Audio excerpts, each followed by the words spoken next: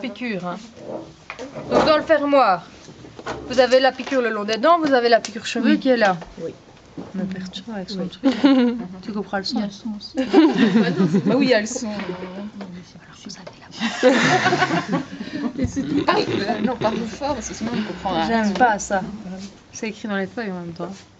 Bon, la piqûre là et la piqûre là, ok. Alors, vous avez l'endroit de votre jupe, l'endroit de votre ceinture, endroit sur endroit, bord à bord au niveau de la taille. Oui. Et je décale l'enforme le long du fermoir de la valeur couture. De 2, de 1,5, ça dépend de la valeur couture que vous avez mis. Oui. C'est-à-dire que c'est 2. Hop. Vous épinglez en perpendiculaire. Hop. Hop.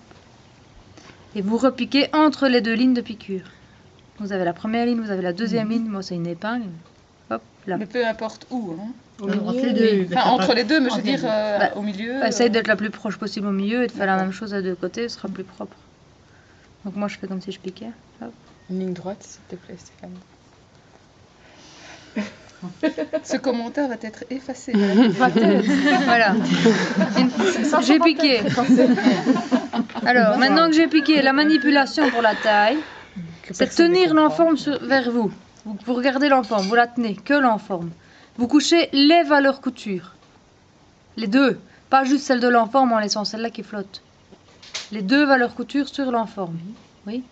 Sans faire un gros pli là aussi, hein, évidemment. C'est bien net. Hein. Et vous couchez le tissu derrière. Vous mettez les épingles en perpendiculaire, le long de votre taille, repère de couture sur repère de couture et vous piquez la taille. Mais oui, c'est tout. Il me semble qu'il y avait aussi. Il me semblait qu'il y avait tellement. Il fallait retourner. Ouais, c'est ça la manipulation. Mais oui, mais tu retournes après pour mettre ton. Ah, c'est après que tu retournes quand tu as. Ouais, ça pour retourner, c'est retourner.